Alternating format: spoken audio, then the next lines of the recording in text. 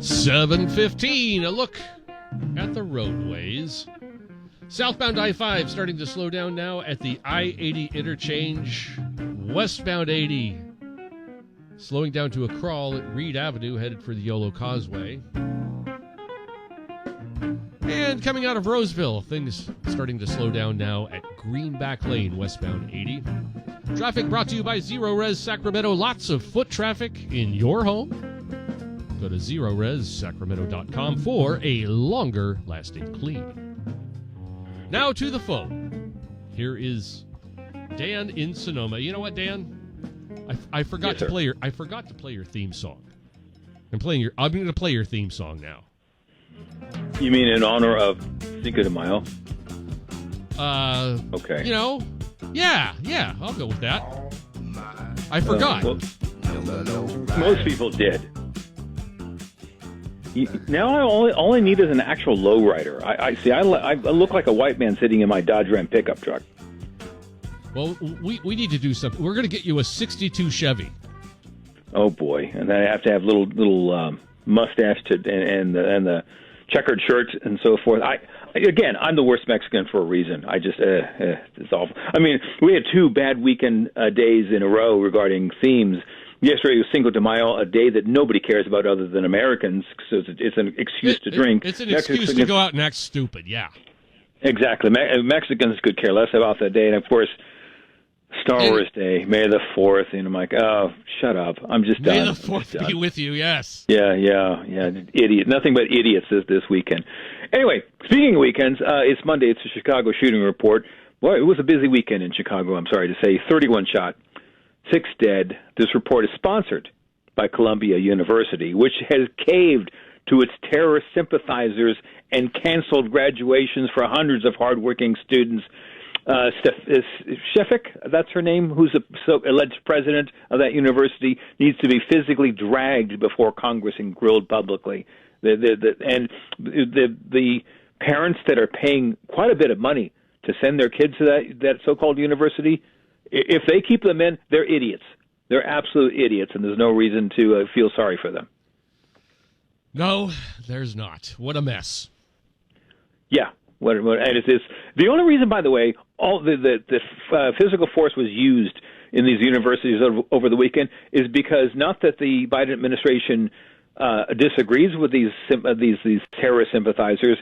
It looks horrible for them. This is a bad not economic thing. This is a bad image that is hurting the administration. So that even in states like California, they use force to get them out of there. Why? Because it's working against them in politics. You remember the phrase, and we all remember it: "Hope and change." This is the result of that. I think I've heard that somewhere. Yeah, I knew we were in trouble. It's associated with one of my favorite politicians, as a matter of fact. I knew we were in huge trouble when the American voter collectively voted for that empty platitude. That and what was the other one? Yes, we can.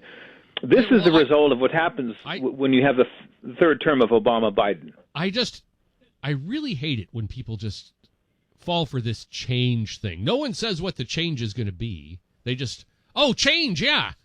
Well, change isn't always good, as far as I've noticed this through the years. Just because you have a change doesn't mean it's going to be a change for the better. You could be changed, for example, you could be changed from living to dead.